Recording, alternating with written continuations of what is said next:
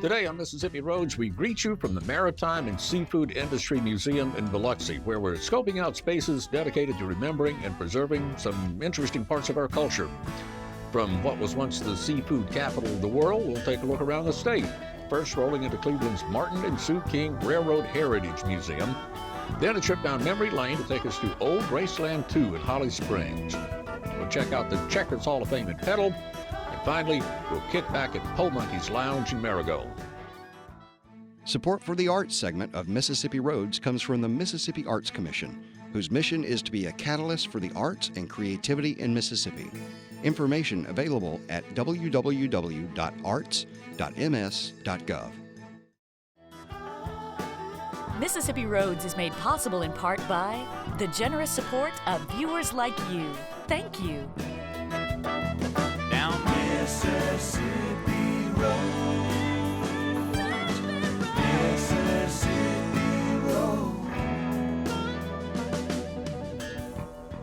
Hi, welcome back to Mississippi Roads. I'm your host, Walt Grayson. This week, we're coming to you from the Maritime and Seafood Industry Museum in Biloxi. This museum was established in 1986 to remember the 300-year maritime history and heritage on the Gulf Coast. The patchwork history sheds light on today's melting pot coastal culture and offers a unique glimpse into our past. Just like steamships carried people and cultures to distant lands over water, the railroad did the same thing over land. Up in Cleveland, Mississippi, at the Martin and Sue King Railroad Heritage Museum, they tell the story of how the railroad helped open up the Delta. Let's take a look.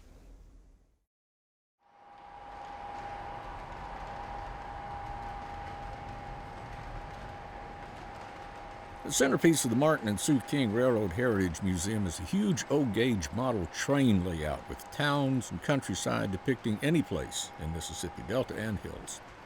There are a few specific displays. The old Chief Drive-In movie that was once in Cleveland is one of them. Old cars fill the parking lot while real movies are shown on a real screen as trains chug past. And there's a replica of Po Monkey's, the popular juke joint in Merigold, down at the tracks. Everything else is pretty generic, but it all represents the era when the train was the lifeblood of all the communities along the arteries of track that ran across the state. Martin King was our mayor for 37 years, and this was his idea, basically. His board of aldermen and he himself had the idea that we needed to do something to preserve this railroad history. The city of Cleveland itself, was basically just a sawmill community. We went by different names, Fontaine, Sims, and Coleman.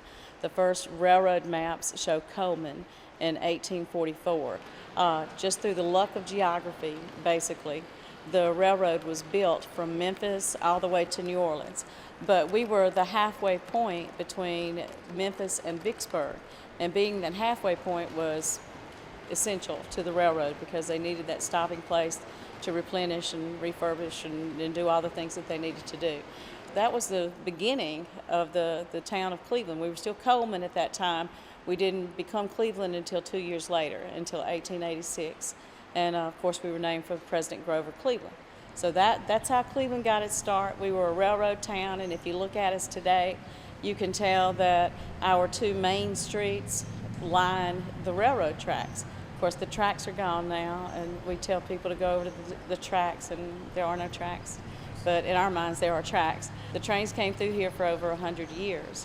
And then in 1995, the last freight train came through, really just picking up cars, just picking up loose box cars, whatever they had to pick up. And that was it. So in the year 2000, our city pulled up the tracks, and we built a walking trail, which has been a great success. So what we try to do here in the museum is preserve that history and actually tell how the railroad impacted the Delta, because prior to the railroads coming, the settlement in the Delta was basically all along the riverside, just a little sliver of settlement actually. And so it wasn't really until the railroads came that our place started to develop. The first thing that had to happen was the timber had to be cleared, the land had to be drained. It was very, very forested, wildlife, mosquito infested, and swampy. So with the trains, people were able to get their timber out and they were able to get supplies in, and people moved in. So in the Delta in particular, and the rest of the state in general, the railroads first hauled out the timber. And then after the forests were cleared, the rich Delta land was tilled, and then it was the railroads that hauled out the cotton. But crops weren't the only Delta commodity directly affected by the railroads. The railroad and the blues go hand in hand. If you listen to just about any blues song, they're going to use some railroad term or have some euphemism, using the railroad terms as a euphemism for something else. But in Bolivar County, the Peavine is the railroad that's most associated with the blues. Even though they might have ridden the Illinois Central north or south, the Peavine went basically from an east to west track, and it ran all the way from Dockery Plantation to Rosedale over on the riverside. Then Charlie Patton wrote about the Peavine itself, and Peavine blues. And W.C. Handy, first heard the blues in a depot over in Tutwiler. And he wrote about this in his autobiography. Of course, he rode the train. He rode the train out of here, in here. Everybody rode the train in and out, bluesmen included. And now the trains aren't nearly as prevalent as they used to be, and are non-existent in many places. And even though the railroad tracks are gone, the railroad itself has left many tracks through our culture. You can find out about a lot of that influence in the Railroad Heritage Museum in downtown Cleveland. It's right here, beside where the tracks used to run.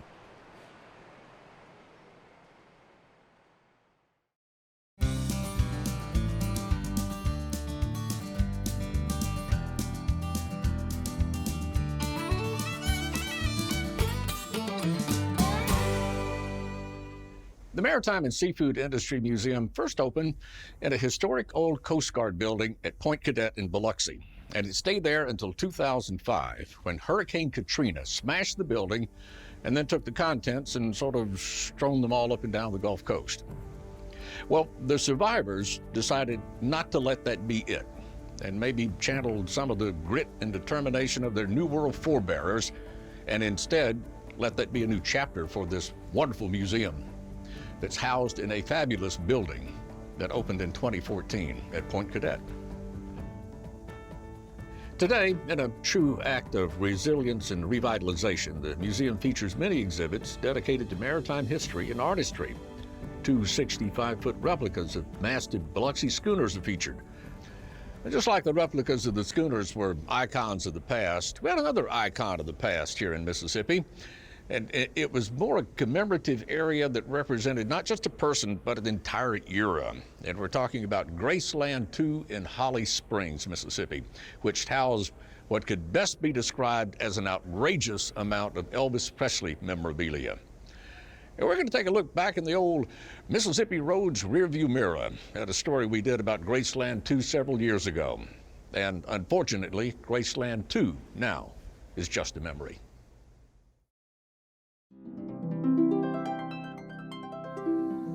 The lion is often called the king of the beast. And these lions stand guard over a Holly Springs landmark that people visit from around the globe. It's called Graceland.A. That's 2 as in T-O-O, named after the Memphis Graceland where Elvis Presley lived and died. This Graceland is home to Paul McLeod, who bills himself as the world's ultimate Elvis fan. The reason why we done these lions out here and had them set up here on these all solid cement columns or all solid cement around the house is that, to me, it represents that Elvis is the king of entertainment and the king of rock and roll. That's the reason why we got these out here. Thank you for taking the time to come here and take a tour of Graceland.A. From what I've heard from national worldwide media, they said this is the world's largest Elvis collection once it's all put together and everything like that. I've been doing this for 45 straight years. My son was legally born with the name of Elvis Aaron Presley McLeod. I was lucky enough to attend 120 Elvis concerts throughout since I was 13 years old. And I also turned around and got some rare footage of Elvis, and I also was turned around and got locked in that same mausoleum where they had his body up there. To me, he was the king of rock and roll, and not only that, he was the king of entertainment.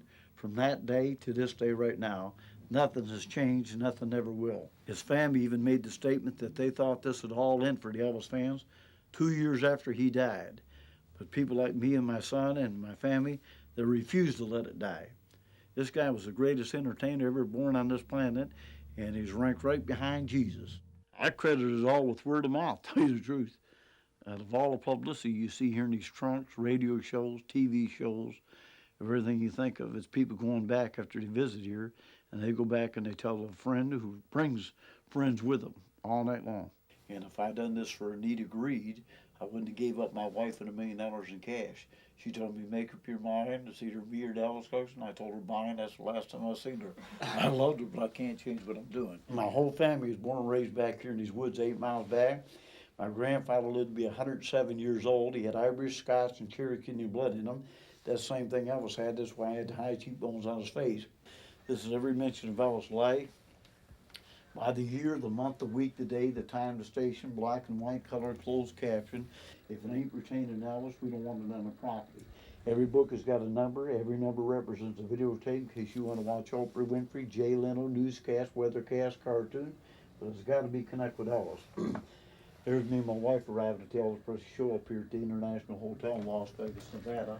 They told us to create something for her. And I asked them what was you going to do with it if we can sell the guitar, because they only chose us out of 10 people on the planet. Is we're going to give the money, and that was the name for Kids for Cancer. St. Jude. I said, that's good enough for us. Guy stood up in Peabody Hotel and he gave $30,000 for that guitar. Now they want us to do another one plus. We had this done, but we had the karate guitars all put on the back of this. Now they're supposed to award us 2 of them up there, the karate emblems at $5,000. Here's tribute magazines on Elvis. We got 1,000 more TV guides. He made front covers for. There's 1,000 books on Elvis in mint condition. If you come here 2 more times, both of you, I'll make you a lifetime member for me and my family. Here's what tickles me. Here's all the employees from Graceland Mansion right here. And they're all coming in here, and they're writing, they like this better than Graceland, they like it better than Juke Law. If Priscilla ever reads this, she's going to fire all of them. Any questions so far? You can think of anything. Not at the moment. So how much do you think your whole collection is worth? Well, all these books and magazines currently saw what Walt Disney 2's put the price on this for $10.5 million. As far as I'm concerned, I wouldn't sell it and everything like that. I'm just trying to preserve a piece of history here. I didn't do it for no kind of need to read type deal. Elvis Presley, he couldn't read music. He could only play 3 chords on the guitar. He barely made it through school. And then on top of that all, he could remember farewell speeches like Jennifer McCarthy, one of his heroes. He could remember all his lines in movies and all your lines too. And I says, well, I can't tell you how to be born, how to live, and how to die. Follow your heart and mind, do what makes you happy, because we're all going to check out anyway sometime in life, right? He said, you sure are. What are you leading up to? And I said, I'd give up the ultimate gift here. He said, what do you mean by that? And I says, I'd give up my own life if I could bring Elvis back.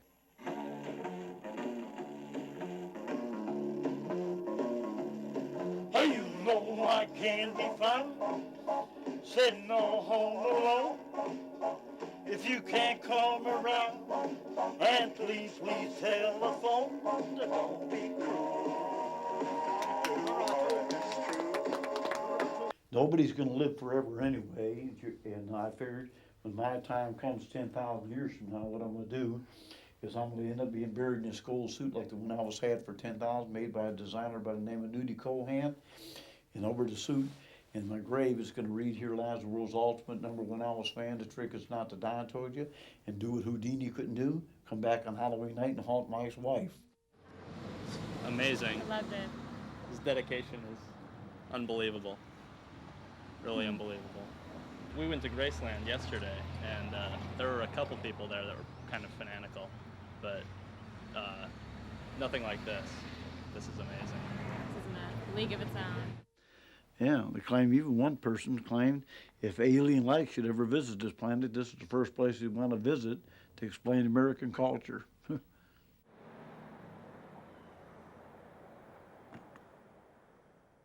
Dedicated to the fine art of the wooden craft, the Maritime and Seafood Industry Museum in Biloxi has a wooden boat show every year. It happens in May. All along the beaches in Biloxi, you'll see a wide array of wooden boats. Called the Billy Creel Memorial Wooden and Classic Boat Show, this celebration of the beauty and integrity of wood boat building draws antique, classic, and contemporary vessels of all sizes, origins, and shapes. And it all takes place at the Schooner Pier Complex as an ode to preserving an intricate, rare art. Well, some people carve wooden boats, other people sail them, and then a lot of us just have hobbies we can take with us anywhere. The Checkers Hall of Fame at Petal pays tribute to just such a hobby. Matter of fact, that's one reason checkers has become so popular. You can play it anytime, anywhere. Let's jump on over and take a look.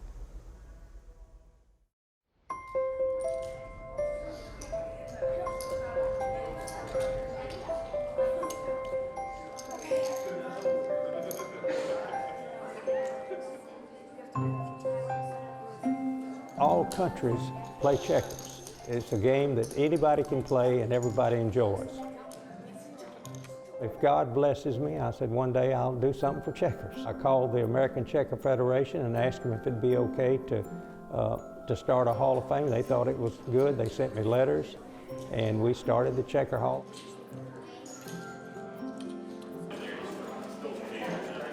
We started the Hall of Fame in 1979, and we opened it with a world's checker match between Elbert Lauder and Dr. Marion Tinsley.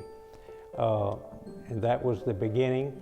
The ACF approved it. We did not have one at the time, and so we actually formed it for that reason.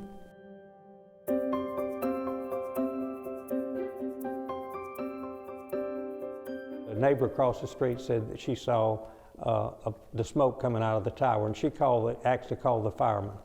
And so my children were here at the time. They were in there shooting pool and playing chess or checkers or something, and so they weren't aware that the tower was on fire. And so when the police came and got them out, then the fire done just about engulfed. Well, it actually took away, before the firemen put it out, it actually took away 3/4 of the facility. We had over 10,000 checker books that were destroyed. One of the oldest books that we had was dated back 1,200 and some odd years. And then we had a handwritten book that was written to a king, and that was in 1300 and something. And we've had to rebuild and so forth. We have this done now. So we have about 12,000 square foot now that's still here. But we had about 30-something thousand before, so we lost the biggest portion of it. We started back in the early part of 2011. So we actually have done what we've done here in the last 2 or 3 years. Trying to get the public back interested again and coming back to play checkers. We have a pretty good turnout, in about 60 people in here. And we would love for more people to come and join us and play checkers. For one thing, it's the only one in the United States, or the world, as far as that matter goes. It's the only Checker Hall of Fame in the world. So they're getting to come and see something that, that we have right here in Mississippi. Well, another feature here at the Maritime and Seafood Industry Museum in Biloxi is in their Grand Hall. This is a 30-foot fully rigged Gulf sloop, the Nidia. This display not only honors the fine craft of shipbuilding, but reminds us that these things were built to have fun on. Nidia was built in Biloxi in 1898 at the Johnson Shipyard. The meticulous restoration that took place to bring her back to life represents the love and devotion of her owner, the late Baldwin Wood of New Orleans, Louisiana, who was an inventor and an engineer and who owned a summer home here in Biloxi. Tragically, Wood passed away in 1956 while he was sailing on the Nidia. Baldwin Wood enjoyed hanging out on his prize, the Nidia. I guess we all have that place that we like to go. And in our last piece in this show, we're going to head to one of those spots that lots of people love to go hang out. It's Po Monkey's Lounge in Merigold. Po Monkey's not only helps revive and commemorate our blues and juke joint culture, but it's an interesting place to hang out.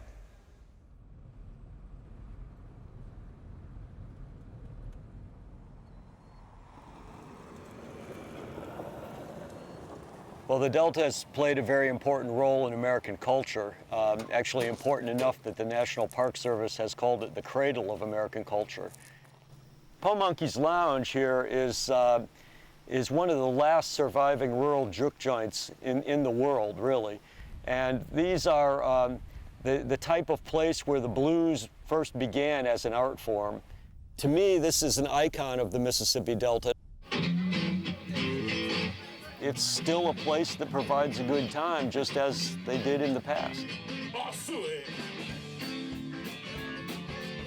Oh, everybody gets to love it. Everybody gets to love the poor monkey. Everybody love the poor monkey. Well, certainly one of the things that draws people here is the personality of Willie Seabury. He's been here roughly 50 years. He still works as a farm worker during the day, and he just runs this place on Thursday nights or on special occasions when somebody provides live entertainment. He just loves to have people come to his lounge and enjoy themselves. Well, the main thing about this Juke house here, I like for people to come in and enjoy themselves and not no bull jive. If I got to go through a bull jive, they don't need you coming. One thing that makes this place unique and a true treasure is that it is organic. It has grown up here. It's surrounded by cotton. It's in the middle of a cotton field. It's surrounded by old sharecropper shacks. It is an old sharecropper shack. It is an entity of the place. It's here because of the land, which gave rise to the cotton, which required hands to work the cotton. And those hands lived in these shacks and operated this club right from the very beginning.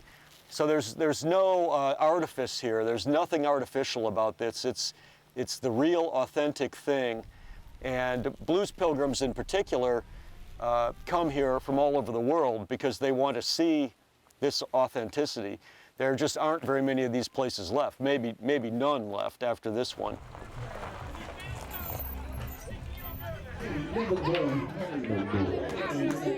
Yeah, I was living in here and then made it out of Juke house. It's pretty cool. Everybody's pretty cool. Everybody's nice. Yeah, it's fine living here. Everybody leave. I just go back there and go to bed. Wake up the next morning, get my clothes on, go to work. Most of the time, a lot of people always want to rent this place and have the blues, have the bands and things up here. And I tell them I ain't got no problem with it as long as everybody act all right. So big as everybody been coming in and acting fine.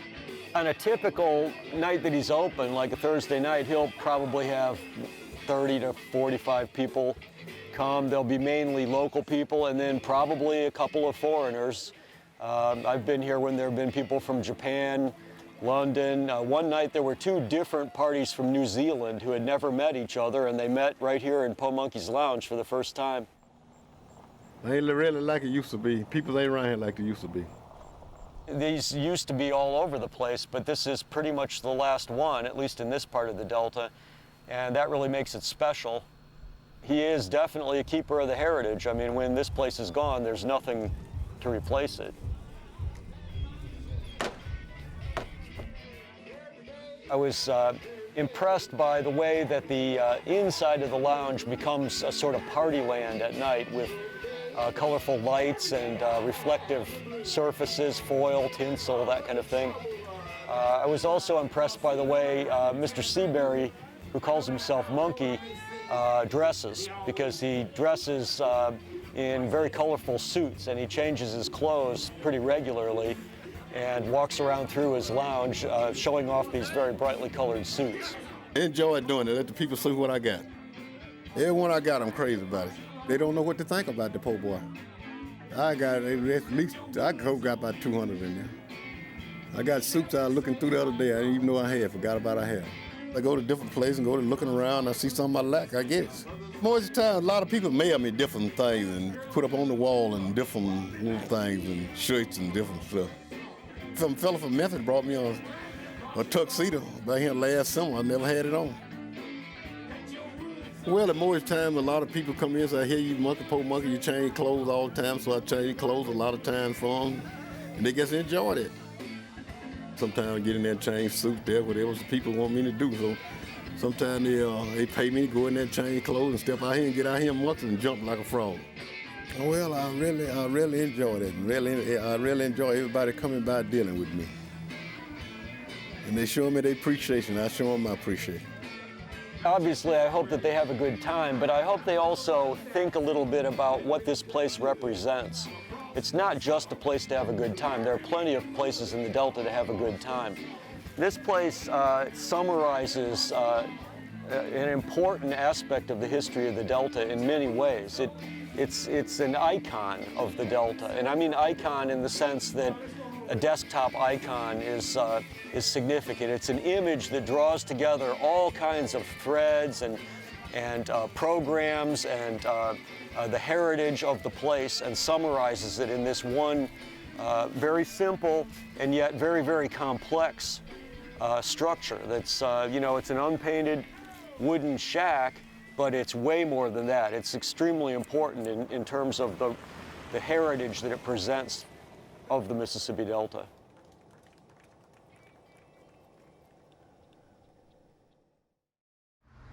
Now that was fun, a look at some of Mississippi's unique and interesting museums. But that's about all the time we have for this visit. If you got any questions about anything you've seen, you can always contact us at mpbonline.org/Mississippi Roads. And then while you're at it, join our Mississippi Public Broadcasting Facebook page. Till next time, I'm Walt Grayson. I'll be seeing you on Mississippi Roads.